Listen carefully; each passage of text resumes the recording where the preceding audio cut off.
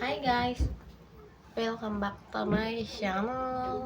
So, maikwento na lang kasi niya na about ato may San Pedro. So, nag-ingon ko siya nga ito, murag din may matuloy kay gabi na nag-out channel. Pero, natuloy naman gihapon may ato. Kahit, sigchat akong ate na padayon nun daw may kay mapatabang siya mag-decorate sa birthday. Tapos, nagluto ba, pero nakatuloy mi, pero buntag na banda alas 6. Then nagsabot mi ni na nag-out siya to mga 8 na. Tapos sa kadugay na plano mo to ba mi uli kaya man day habulon hanggang 9 na mi nakaisip na mga 2 mi. Tapos di naman kaya abutan kay paabot na mag Ayala wa minimum sakyan na bus.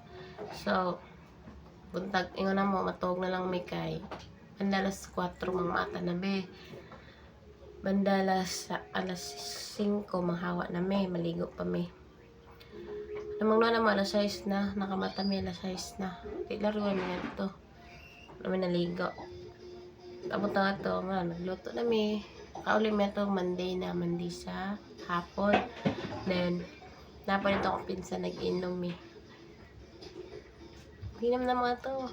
Enjoy man kaayo, pero di gid siya enjoy na kamukha-mo ra bitaw nagtagay dili parehas sa uban na ay katumang kumertihan na to damo bisita kaya damo katubang nagtagay.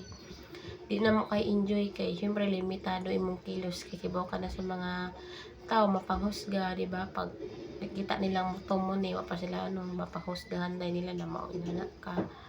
Kaya enjoy man pud pero di gid pareha nang magkaila lang bitaw magpinsan magmanghod mo magtagay kay unsay imong himuon open lang kay syempre nagsalig ka kay mga pinsan imong kauban or ate. Tas time ato nagsabay mi uli kay siya pod muli siya og Paranaque na siya sa Paranaque nagtrabaho kami Caloocan medyo doon iha ako amalayo. Sabay mi ato antod na mag may banding mi. Ano to, share ko lang. Guys, ayaw mo pagpanghaw. Nain na gano'n. Gatian, gini mo sa kong naw. Joke lang. Hindi na guys, bye-bye na guys. Sinay tao. See you next vlog.